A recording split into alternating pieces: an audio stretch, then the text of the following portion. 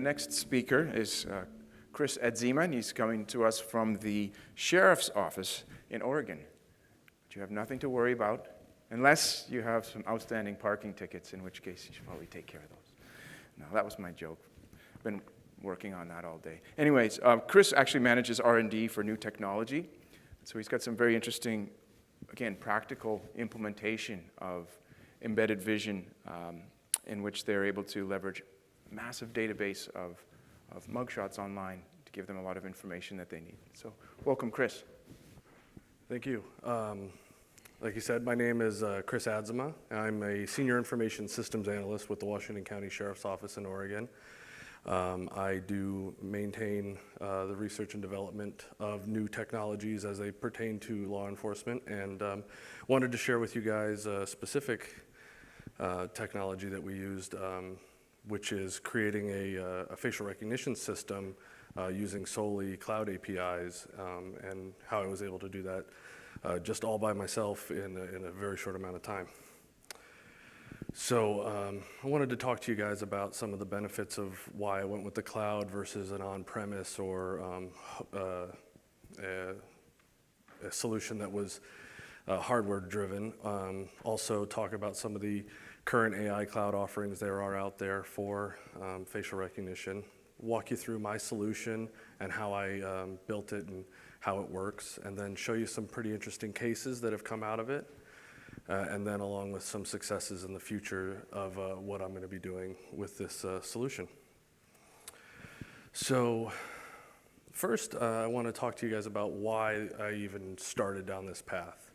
The problem is that in order to identify people who were either caught on camera committing a crime or suspected of a crime, previous to any solution that we had up and running, we had to send out emails with a picture attached to it or PDFs that basically went out to all law enforcement officers in the area and simply asked them, do you recognize this person?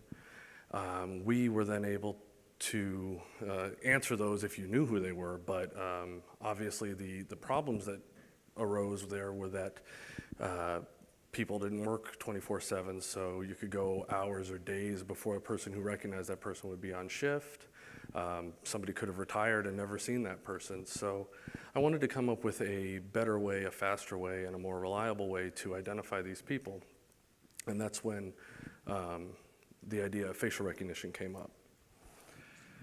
So when I looked into using facial recognition, I had to make the determination, was I going to use an on-premise software solution or was I going to use something in the cloud?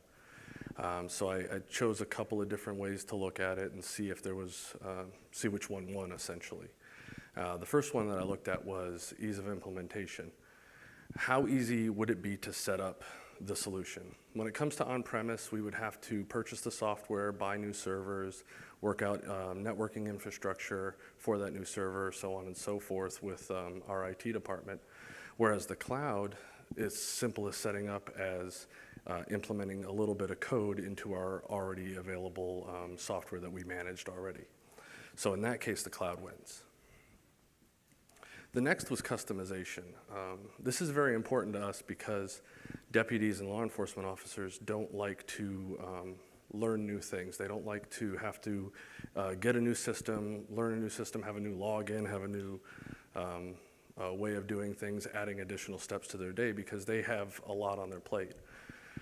So we needed to be able to customize this and put it into our current system. We have a web service that, or sorry, a website that they utilize, and we wanted to implement it into that. Customizing an on-premise approach would have cost a lot of money and a lot of time and change requests with the software provider, whereas the cloud is essentially what we needed right off the bat. We were able to implement it with those lines of code right in. So again, the cloud wins. Compliance with regulations and policies was a huge factor, and that's because we have to abide by local, state, federal regulations and laws. We have internal policies, external policies from the state. So all of these things had to be met. And specifically in this situation, we had to make sure that we weren't transferring information incorrectly because we have regulations like CJIS, the Criminal Justice Information Systems regulations that tell us how we are able to transfer information. With on-premise, we would have been able to just keep that all in-house. There's no transfer, it's all there. Whereas the cloud, we do have to worry about it going over the internet. So in this case, because of the time it takes to vet the cloud thing and to ensure that there is no regulatory problems, on-premise actually wins there. The next thing I needed to look at was an exit strategy, because if we started a test and decided that it wasn't what we wanted, it wasn't working for us, or for one reason or another, it just wasn't going to be something for our department, we needed to make sure that we could leave that solution without a lot of financial burden or churn with our employees. With on-premise, when you purchase the software up front, you purchase the servers up front, you're already invested tens of thousands of dollars, whereas with the cloud, you're only invested what you used. In this case, through testing, if we had decided to leave after the testing phase, we would have only been out at $700. So the cloud wins as for exit strategy. And then cost, again, very similar to exit strategy. You have servers, you have software, and then you have yearly maintenance and licensing fees for on-premise upwards of $100,000, with maintenance and licensing fees every year of $10,000 to $20,000. Whereas the cloud, we got up and running for $700, and we pay $6 to $12 a month. So cost wins hands down. So as you can see, I decided to go with the cloud. I had to then research the cloud services that were out there. These are the 4 biggest ones that are offering face detection or facial recognition. The Google Cloud Platform has their Vision API. AWS has recognition. Azure has Computer Vision API, and Clarify has face detection. As of right now, only Azure and AWS have the ability to search a collection of faces using another image. So I had to narrow it down to those 2. I ended up choosing AWS, but that was simply because AWS had just announced recognition when I was making this decision, and it was new and shiny. There's nothing wrong with Azure for this. All right, so creating my solution. This is a pretty simple walkthrough, but it is a pretty simple solution as well. The first thing I had to do was determine what images we were going to use. We currently have a jail management system which houses all of the booking photos or mugshots since 2001 in a database. That seemed pretty legitimate of a time frame to use for me, so we didn't decide to dig any deeper. We had, at that point, that was 15 years of mugshots. That was plenty of data for us. Anyway, so we determined that we were going to use those images. There are about 300,000 booking photos, 600,000 if we use the side views, but we decided not to use the side views because when you look at a side, there's not as much landmarks on the face to teach any API. So we only went with the frontal view, and so roughly about 300,000 images. The next step I took was to index all the faces. I did this manually, which took a long time, but after I did it manually, I figured out that I could do it programmatically. So now we do it programmatically, but it essentially took me a week to manually upload all the images, manually tell the API to index each individual image. Once I had the images indexed, I have a collection that I can search against. I then created a quick front end, and I'll show you those front ends right now, both for web and mobile. Very simple. Simply a place to upload an image, see the results. The web version is the one here on the right. On the left is the mobile version.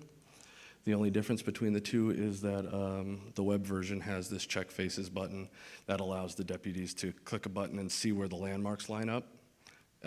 We have, with the lower resolution, fuzzier images, sometimes eyebrows will be seen as eyes, mustaches will be seen as mouth. In that case, they have to try to find another image because there's not really any way to manipulate an image if it's breeding incorrectly, but they can try to either take a picture from another angle or work with it like that. As you can see, once the results are there, you get a percentage of likelihood of the match, you get information about the person, and you can move forward with your investigation like that. As far as the back end, I know this looks really simple, but I can tell you that this is it. There's no way to drill down any farther than this. Essentially, we have a file server that houses all the pictures. Daily, we now have a script that'll run, send it to an image indexer, any new booking photos. That image indexer will then index it and save it to a collection where it sits waiting for any searches. On the user side, they come in, they'll utilize that front end you just saw, search with the image, goes to the collection, finds the results, and returns it. And it is really that simple. There are 5 PHP pages that run this entire thing. So it really can't dig any deeper than that. And the images are come back within 6 to 7 seconds when they submit a result or submit a search.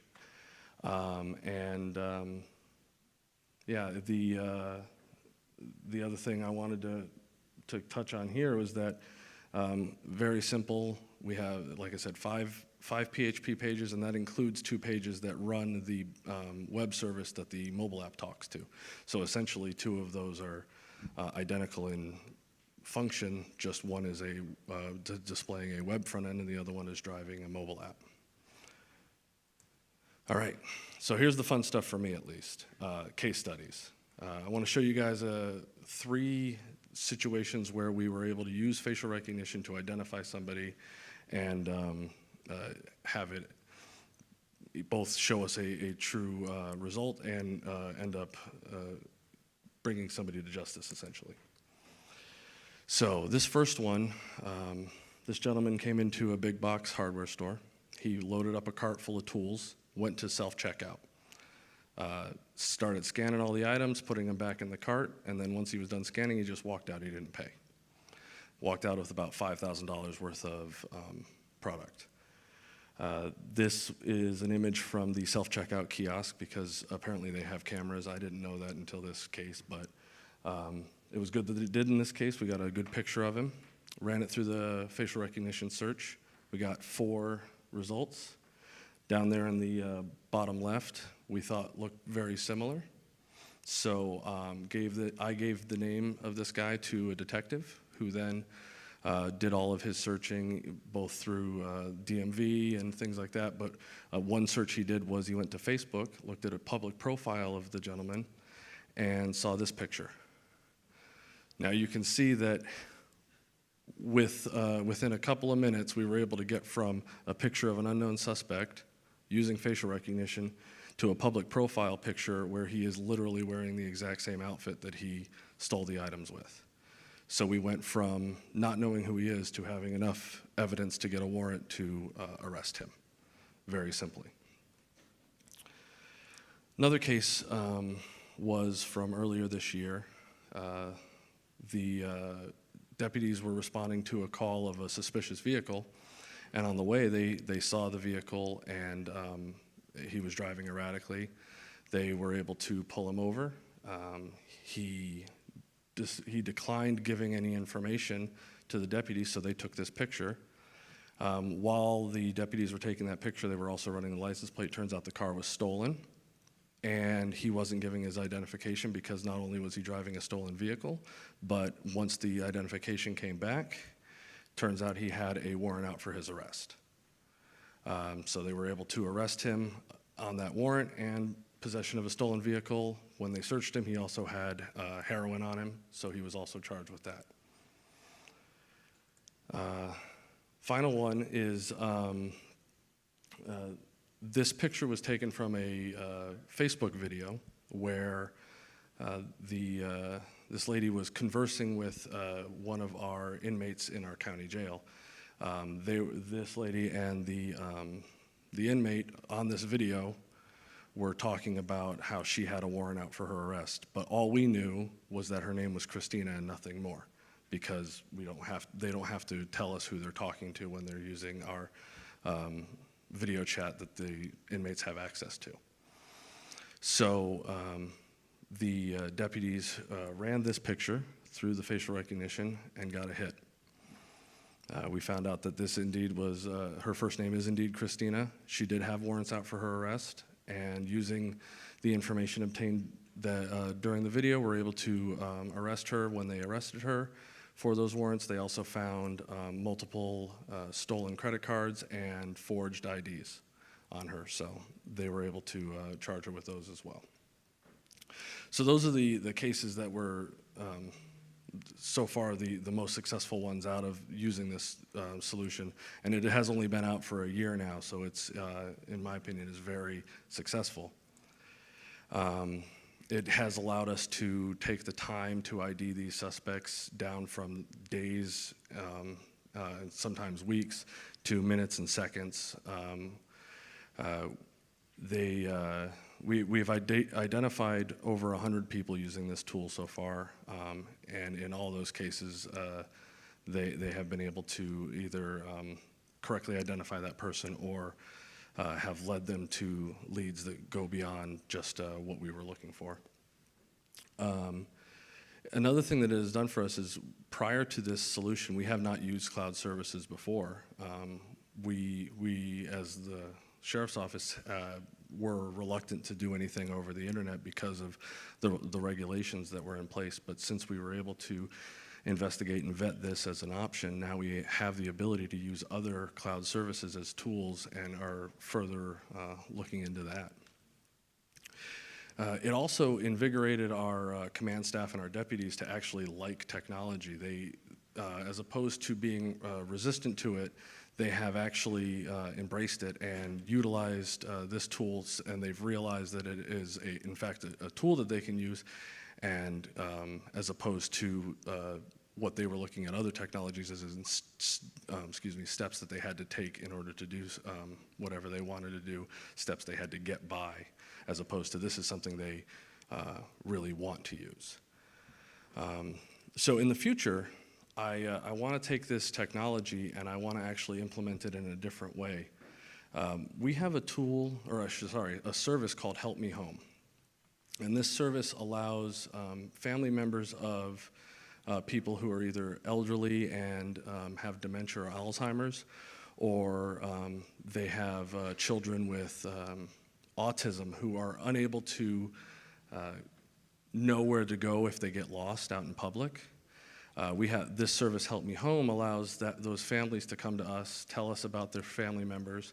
We get a picture from them, and now we know how to interact with that person if they are encountered out in public. A deputy can go up to them and know that they need to wave to that person before they approach them, or that they need to smile the entire time they're talking to them, or that, in fact, don't smile ever in front of this person because they don't like that.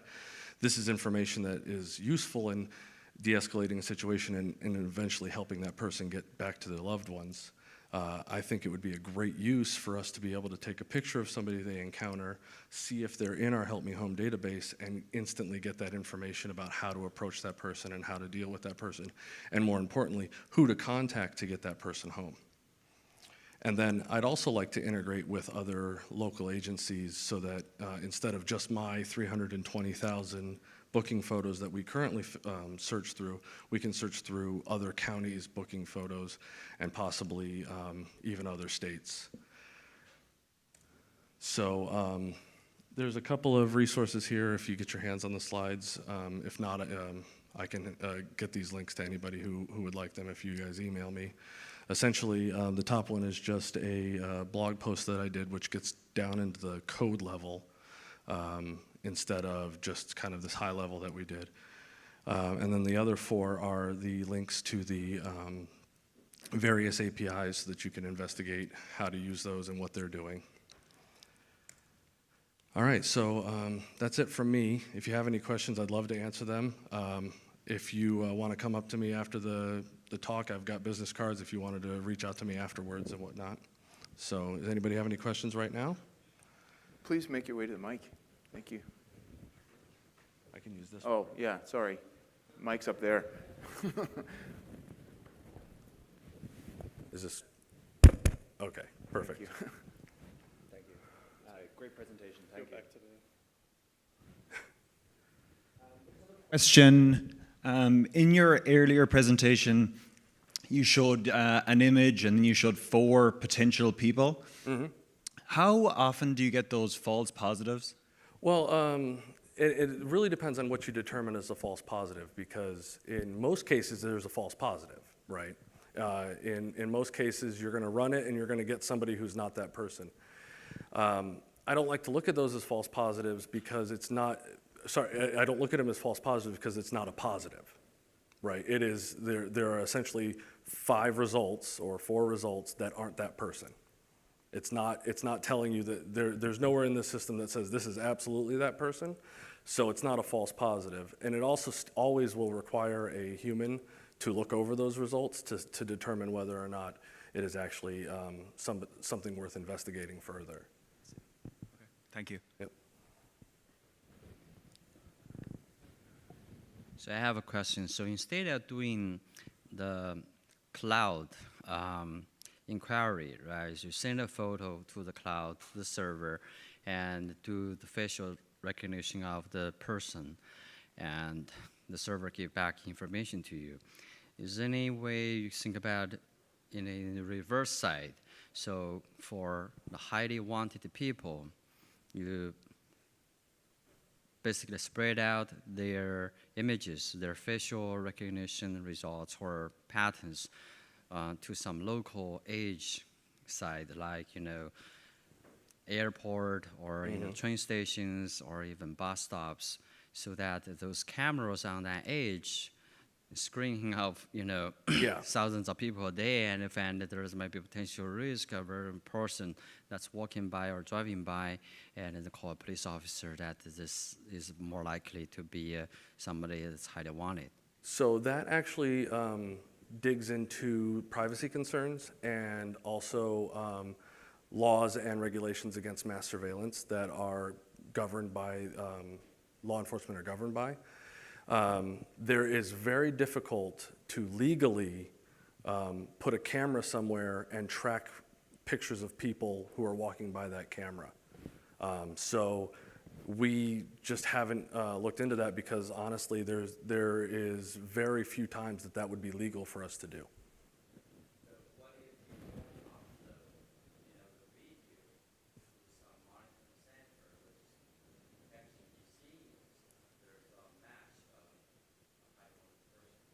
So it still comes into the fact that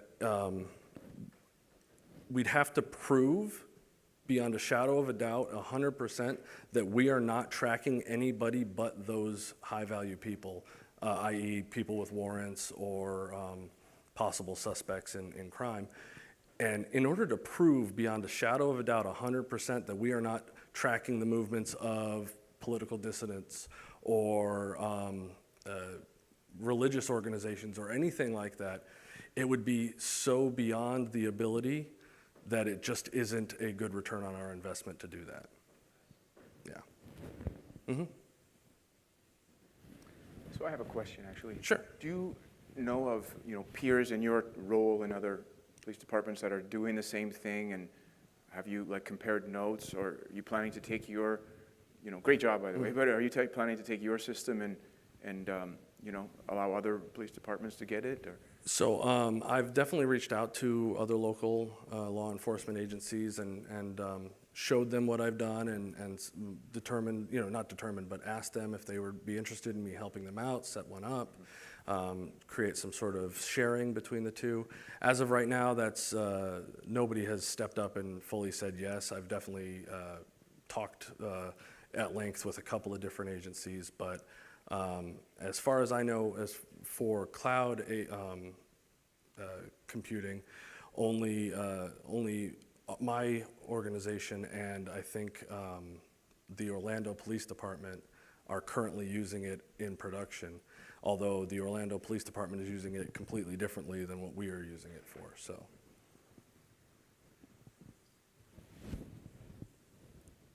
Any more questions for Chris?